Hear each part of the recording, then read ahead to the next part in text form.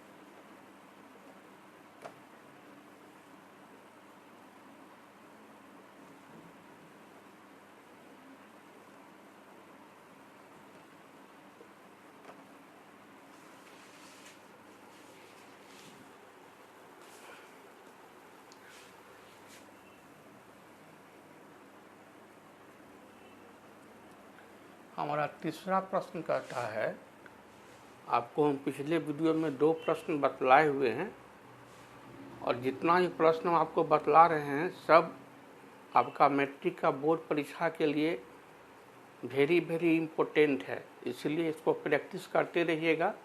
ये आपको टेस्ट परीक्षा में भी यूजफुल है और बोर्ड परीक्षा में भी यूजफुल है बिहार बोर्ड के विद्यार्थी के लिए। त्रिभुज पी क्यू आर की भुजाओं पी क्यू तथा पी आर पर क्रमशः मतलब एक एक करके भुजा पी क्यू पर बिंदु है ई और भुजा पी आर पर बिंदु है एफ। हम एक त्रिभुज बनाते हैं।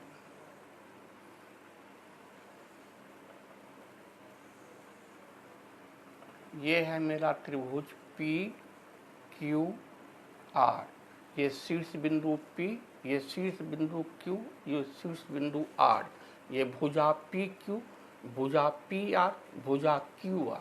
तो भुजा PQ पर है बिंदु E और भुजा PR पर है बिंदु F स्थित है। किस तरह स्थित है? अब हम E से F को मिला दिए। हमको साबित करना है कि क्या EF समानांतर है QR का। ये EF भुजा क्या QR के समानांतर है, जबकि P से लेकर के E तक, P से लेकर के E तक दिया हुआ है 3.9 सेंटीमीटर। E से लेकर Q तक, E से लेकर के Q तक ये दिया हुआ है हमको 3 सेंटीमीटर। P से लेकर के F तक, ये P से लेकर के F तक दिया हुआ है 3.6 सेंटीमीटर और F से लेकर के R तक, ये F से लेकर के R तक हमको दिया हुआ है 2.4 सेंटीमीटर। तो ये जो प्रश्न कह रहा था उसके अनुसार ये हम डायग्राम बनाए। अब हम क्या करेंगे, बाएं तरफ की भुजा का अनुपात, अनुपात मतलब बट्टा, मतलब PE बट्टा EQ निकाल के देखेंगे दाएं तरफ के अनुपात से PF बट्टा FR से क्या आता है।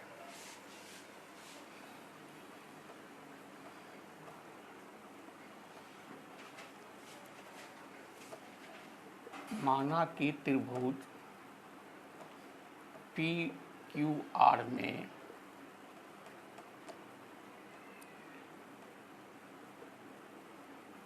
बिंदु E ये है भुजा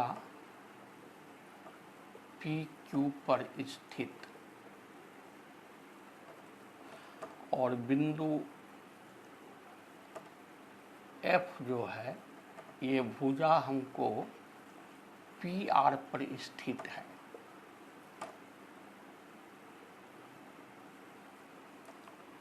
तथा P से लेके E तक है 3.9 सेंटीमीटर, E से लेकर के Q तक है 3 सेंटीमीटर, P से लेकर के F तक है 3 सेंटीमीटर और F से लेकर के R तक है 2.4 सेंटीमीटर। तो हमने सिद्ध करना है कि क्या रेखाखंड EF समानांतर होगा रेखाखंड QR। इस रेखा को बोलेंगे समानांतर, पैरेलल। ये रेखाखंड EF रेखाखंड QR के पैरेलल होगा कि नहीं, समानांतर होगा कि नहीं। अब हम इतना काम कर लीजिए तो अब इसको आप नोट कर लीजिए। ये क्वेश्चन लिखिए, क्वेश्चन के अनुसार साफ साफ आप डायग्राम बनाइए, चित्र बनाइए और इस डायग्राम को मानिए, क्योंकि ज्यामिति पढ़ रहे हैं तो इसको मान करके पढ़ना होगा।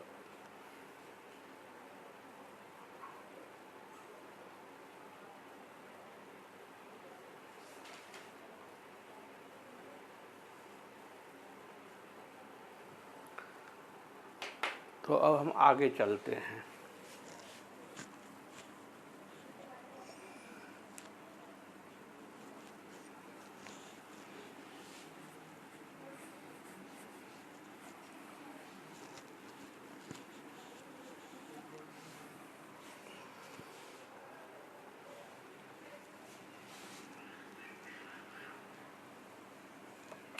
बाएं तरफ हमारी भुजा है पी क्यू और इस पर बिंदु ई स्थित है, तो हम बाएं तरफ की भुजा का अनुपात निकालते हैं, पीई अनुपात ई क्यू। पीई अनुपात ई क्यू बराबर हो जाएगा, पी से लेकर के ई तक है 3.9 बट्टा ई से लेकर क्यू तक है 3। ये बट्टा को अच्छा छोड़िए, ये कट रहा है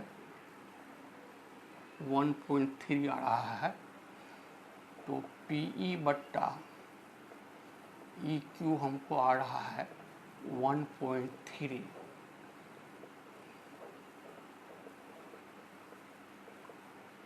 इसका दशमलव को तोड़ देते हैं, दशमलव का मतलब 1 और दशमलव के बाद 1 अंक है तो 100। अब हम दाएं तरफ काम करेंगे। पी एफ अनुपात मतलब बट्टा एफ आर बराबर पी से लेके एफ तक की दूरी हमको है 3.6 बट्टा एफ से लेकर के आर तक की दूरी है 2.4। तो दशमलव 1 अंक के बाद है अंश में भी और दशमलव 1 अंक के बाद है हर में भी। अगर समान दूरी के बाद दशमलव रहे तो दशमलव को हटा देंगे। 12 तिया 36, 12 दूनी 24, ये आया 3/2। तो हम क्या देख रहे हैं कि पी बट्टा ई क्यू का जो अनुपात है 13/10, वो अनुपात पी एफ बट्टा एफ आर का अनुपात 3/2 के बराबर नहीं है। चूंकि पीई बट्टा ई क्यू बराबर नहीं है पी एफ बट्टा एफ आर का, क्योंकि ये 13/10 मान आया इसका मान आया 3/2, तो बराबर नहीं है। तो बराबर नहीं है तो ये रेखाखंड EF जो है QR के समानांतर नहीं होगा, ये समानांतर नहीं होगा।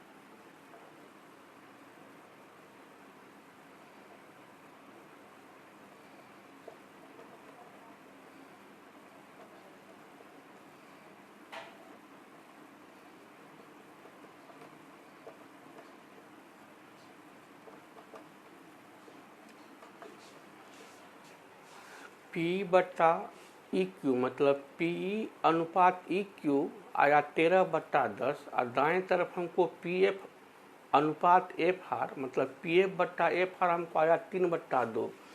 तो 13/10 और 3/2 बराबर नहीं है।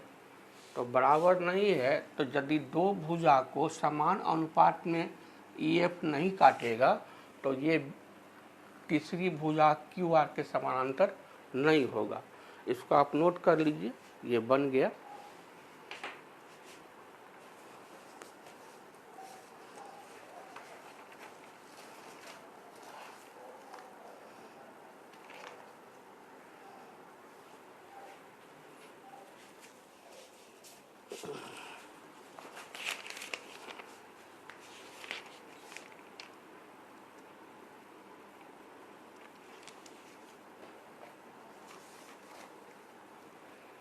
नोट कर लीजिए।